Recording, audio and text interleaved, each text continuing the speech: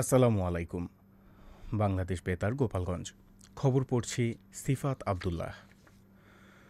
বন্ধু মিলবে বন্ধুর সাথে, মিলন মেলা পরিণত হবে উৎসবে। এই প্রতিপাদ্যে গতকাল গোপালগঞ্জের নিজরা হাই স্কুলের ৫০ বছর পূর্তি উপলক্ষে সুবর্ণ জয়ন্তী উৎসব পালিত হয়েছে। এই উপলক্ষে নিজরা হাই স্কুল প্রাঙ্গণ থেকে একটি শোভাযাত্রা বের হয়ে বিভিন্ন সড়ক প্রদক্ষিণ করে একই স্থানে এসে শেষ হয়। অনুষ্ঠানে বাংলাদেশ সুপ্রিম কোর্টের আপিল বিভাগের বিচারপতি এস এমদাদুল হক প্রধান অতিথি হিসেবে উপস্থিত ছিলেন।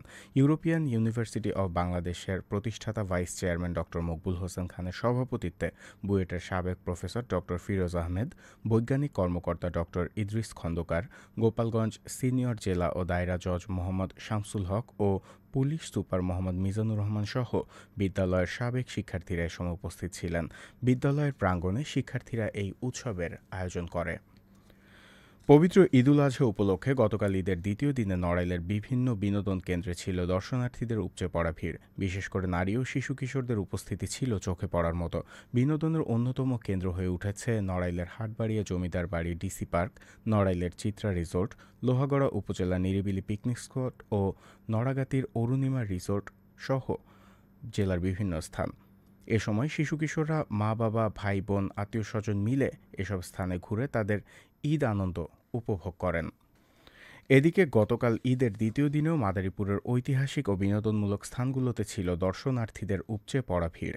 বিশেষ করে মাদারীপুর পৌর শিশু পার্ক, নদীর পাড়, ঝাউদিগিরি, পর্বতের বাগান, রাজারাম মন্দির, সেনাপতির দিঘি এবং শকুনি লেকে ছিল উৎসবের আমেজ।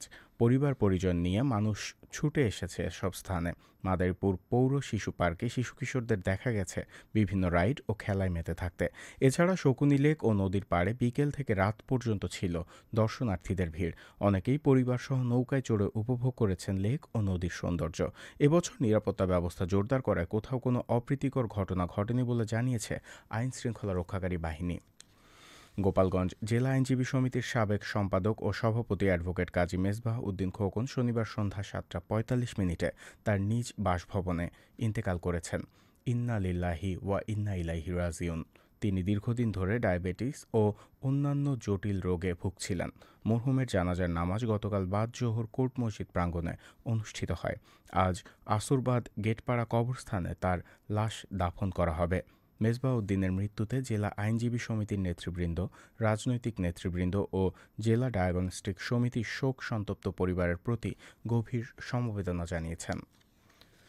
মাদারীপুরের শিবচর থেকে সকাল আক্তার নামের এক কলেজ ছাত্রীর ঝুলন্ত মরদেহ উদ্ধার করেছে পুলিশ। গতকাল সন্ধ্যায় শিবচর উপজেলার আলীপুর গ্রামের নিজ বাড়ি থেকে ওই ছাত্রীর লাশ উদ্ধার করা হয়। পরে ময়নাতদন্তের জন্য তার মরদেহ মাদারীপুর ২৫০ শয্যা বিশিষ্ট জেলা হাসপাতাল মর্গে পাঠানো হয়। শিবচর থানার ভারপ্রাপ্ত কর্মকর্তা রতন শেখ জানান, এই বিষয়ে আইনি প্রক্রিয়া চলমান আছে। এবারে কৃষি সংবাদ।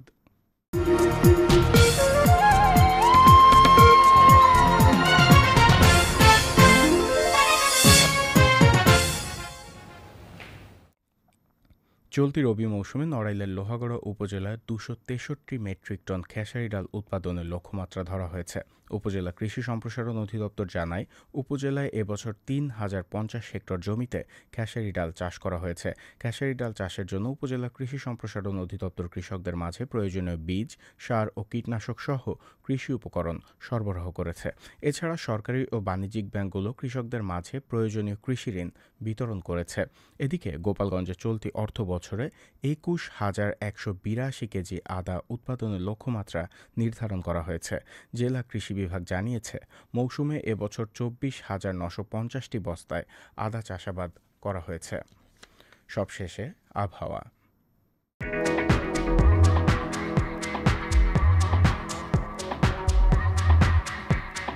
আজ বেলা ১টা পর্যন্ত আবহাওয়ার পূর্বাভাসে বলা হয়েছে, দেশের অভ্যন্তরীণ নদীবন্দর সমূহের জন্য কোনো সতর্কবার্তা নেই এবং কোনো সংকেত দেখাতে হবে না।